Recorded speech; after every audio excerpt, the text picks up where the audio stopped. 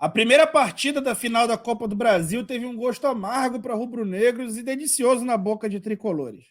Flamengo perde para o São Paulo por 1-0, apresentando todo tipo de desorganização e bagunça possíveis. O tricolor se aproveitou bem do que o Flamengo tentou para quase que entregar e sagrou com a vitória e leva para casa a oportunidade de ser campeão da Copa do Brasil pela primeira vez na sua história com um empate. Vamos tentar analisar a parte tática e entender o que aconteceu nessa partida. E para fazer isso, a gente utiliza os conhecimentos adquiridos em vários cursos ao longo da vida. O primeiro deles, o mais essencial para você iniciar e criar uma base para aprender sobre tática, é o curso Explorando o Jogo, que está em promoção exclusiva para os inscritos aqui no canal. Clicando no link na descrição do vídeo, no comentário fixado, você aproveita a promoção do Laboratório do Futebol do curso Explorando o Jogo, que vai sair por R$ 15 por mês, ou R$ 149 de uma única vez. O curso tem vigência eterna, a vida inteira, mais 6 meses que você quiser fazer esse curso, já vai ter adquirido na promoção no menor preço possível. Então aproveita essa promoção aí e vamos falar sobre tática sem tatiquejo.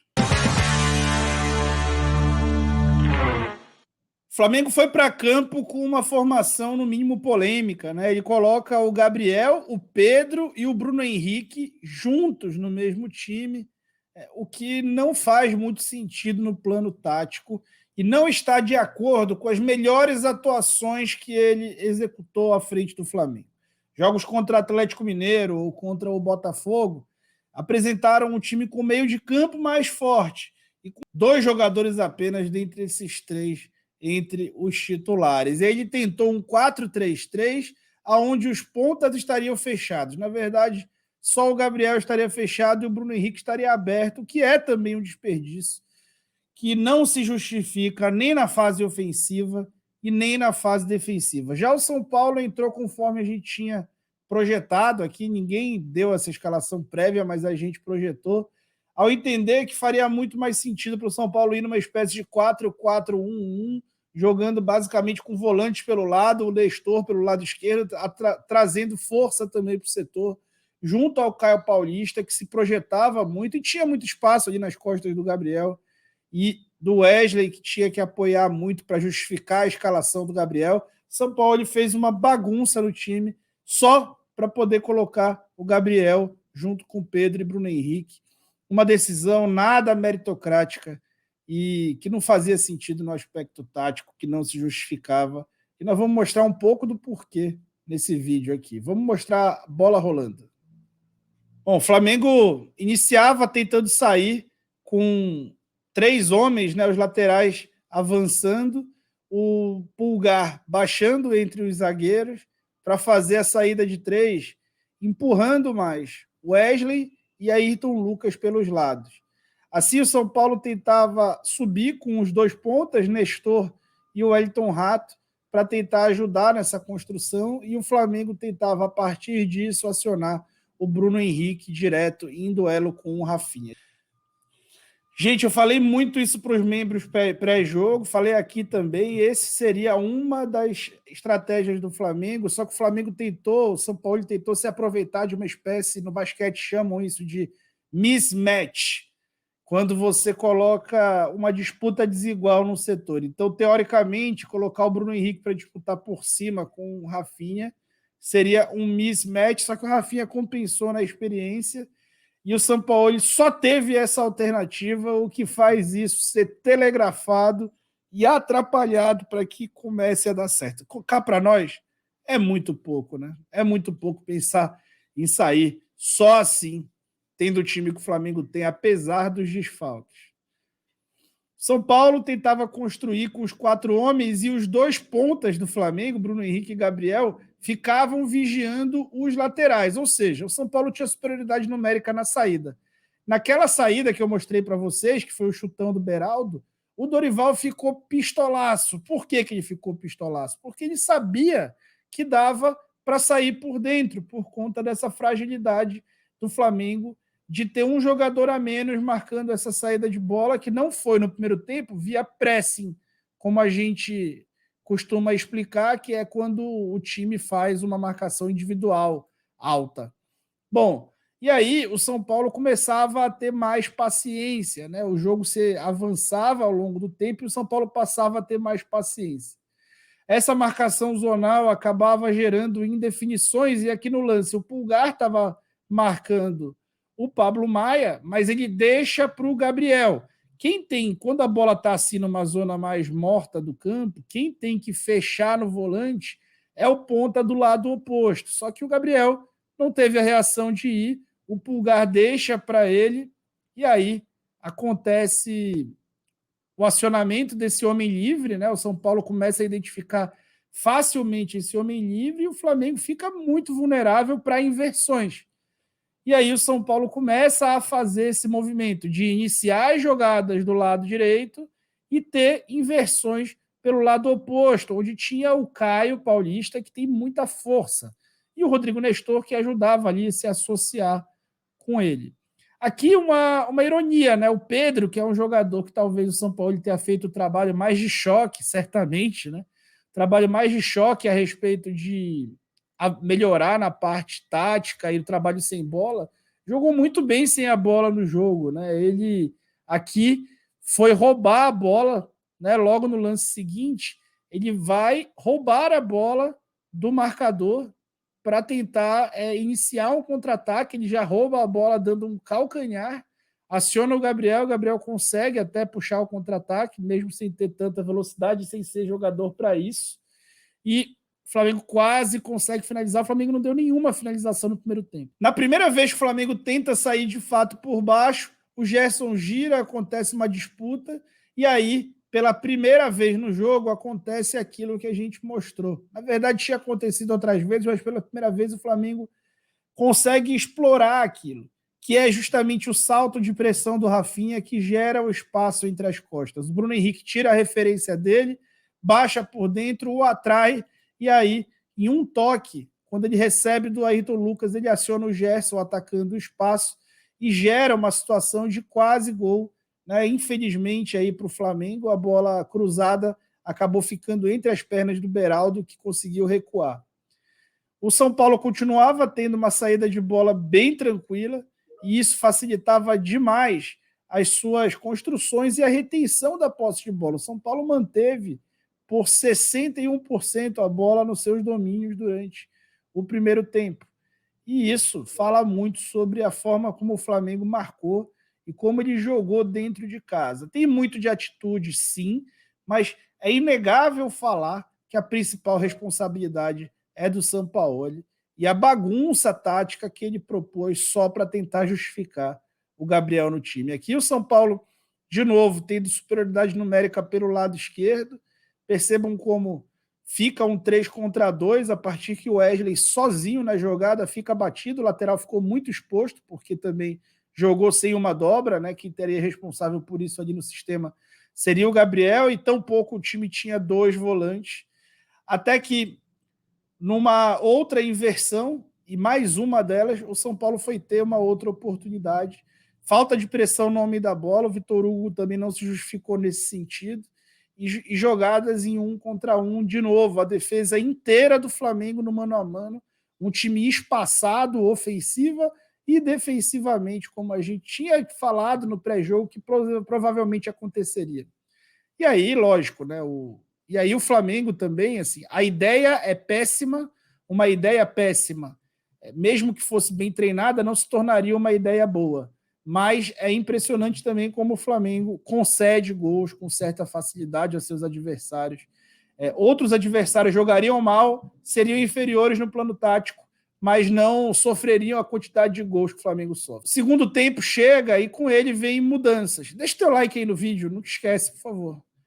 E com ele vem mudanças, né? Ele tenta fazer uma dinâmica de 3 jogadores enfiados, sempre baixando o lateral na zona oposta da bola para fazer a saída de 3.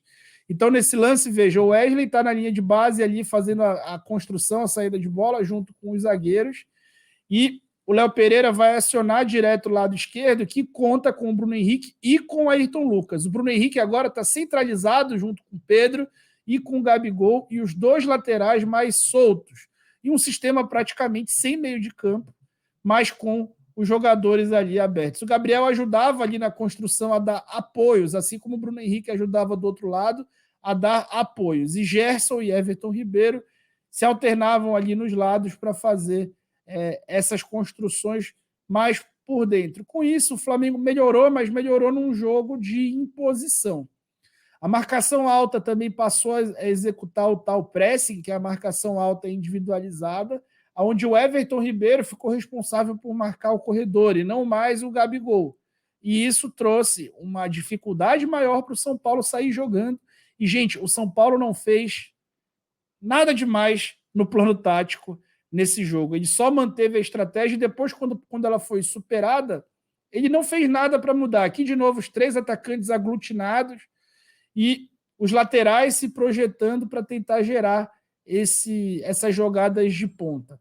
Acabou dando certo, porque o São Paulo é um time que joga bastante por dentro, dando certo no aspecto de território, né? O Flamengo praticamente não sofreu, mas não tinha jogada nenhuma ali de construção, só jogadas mesmo de cruzamento. E vamos lá, por mais que tivesse Pedro, Gabigol e Bruno Henrique, não era Peter Kraut, Cristiano Ronaldo e Rodrigo Muniz, digamos, jogadores especialistas em jogada aérea. Não é o caso, né? Não é o caso. Marcação alta do Flamengo funciona de novo e ele gera ali uma situação de erro de passe do Pablo Maia, que entrega para o Gabriel. O Gabriel ali entra em disputa com a defesa do São Paulo e aciona de novo o Wesley ultrapassando, né? Essa foi uma tônica, o Wesley, depois Mateuzinho ultrapassando para tentar os cruzamentos. E aí o Everton Ribeiro domina dentro da área, o Flamengo tem a grande chance dele no segundo tempo, na cabeça do Pedro. O Pedro foi um dos caras que talvez tenha se salvado, né, nesse vexame aí do Flamengo, mais uma final dentro de casa com baixíssima atitude, no segundo tempo um outro tipo de atitude, mas muito impulsionado pelo plano tático. Tá? E essa final, diferente de outras, a gente não pode ficar falando muito de atleta, porque assim, o plano tático foi catastrófico, e quando o plano tático começa errado, olha o meio-campo vazio. E quando o plano tático começa errado, ele acaba sequestrando a confiança do time todo, que passa a jogar ali no modo mais aleatório, sem muita confiança, e isso atrapalha qualquer dinâmica. O São Paulo erra um passe, a bola vem para o Cebolinha, e aí nesse lance o Arboleda foi genial, né? O Arboleda fecha ao meio, depois, quando vê uma iminência de finalização, ele dá o bote, faz uma gestão de desvantagem absurda, né? E o Cebolinha depois, na volta da bola, se enrola completamente aí, como não é tão raro ver. Gente, a situação do Flamengo ela é gravíssima sob todos os aspectos, dentro, fora de campo, técnico, e assim, é difícil imaginar uma solução a curto prazo, mesmo que seja trocada a comissão técnica entre as finais, o que não seria inédito, aconteceu com o Marcelo Oliveira no Cruzeiro. De fato, o Sampaoli irrita qualquer um que acompanhou o seu trabalho e tenta enxergar alguma coerência nas decisões. Ele teve, por alguns momentos, eu separaria 3 momentos, ele teve por 3 momentos ali quase para engrenar, e logo em seguida fez mudanças ali, tomou decisões muito questionáveis o tempo inteiro, uma inquietude, uma instabilidade, que apesar dele ser um treinador que tem qualidade no aspecto tático, isso não combina com o Flamengo. O Flamengo é um time já altamente instável, com uma diretoria que não respalda ali trabalhos e as partes, não ocupa, digamos, o seu poder ali. E ter um cara instável no comando do time também só vai prejudicar e atrapalhar. A escolha dele não se justifica nesse aspecto.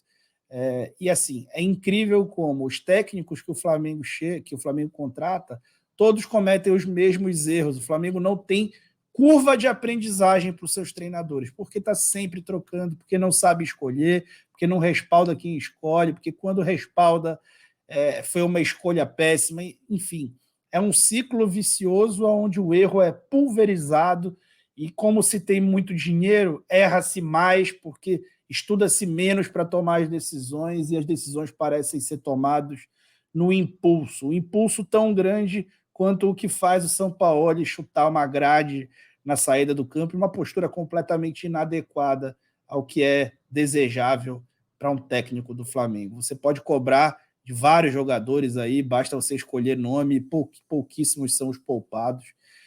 Tem postura inadequada de vários deles, até do Gabriel, que, enfim, foi mandar beijo na coletiva do Dorival, enfim, não quero entrar em mérito de parte comportamental de jogadores, até poderia bastante, ter até vontade, mas, assim, vamos falar aqui da nossa seara. No plano tático, o Sampaoli foi uma catástrofe. Todas as vezes que ele estava prestes a acertar o time, ele mudou tudo e mudou para pior, sempre para atender demandas que possivelmente não eram as mais urgentes para o momento. Então, o Flamengo vai sem rumo, completamente à deriva para uma segunda partida no Morumbi, e entre elas tem um jogo pelo Campeonato Brasileiro, onde é difícil até imaginar o que fazer. A vantagem do São Paulo é claramente reversível, o Flamengo já venceu no Morumbi várias vezes, uma vitória simples levaria o jogo ali para um pênalti, mas é difícil imaginar que isso aconteça sem um fato novo, famigerado fato novo. E talvez até a saída do Gabriel por lesão ajude o Sampaoli, caso seja mantido, a tomar uma decisão no plano tático mais factível. Apesar de ser um ídolo que precisa jogar, o Sampaoli parece tão incapaz de tomar a decisão correta que talvez o cara tenha facilitado com a própria lesão. A impressão que dá é que se o Gabriel não tivesse lesionado, ele estaria jogando lá até agora. E tamanha a falta de capacidade na gestão do elenco, dos egos e da tática, que deixou desembocar na tática por parte do São Paulo, tá bom? Então é isso, pessoal. Se inscrevam no canal aí, deixem o like e eu fui.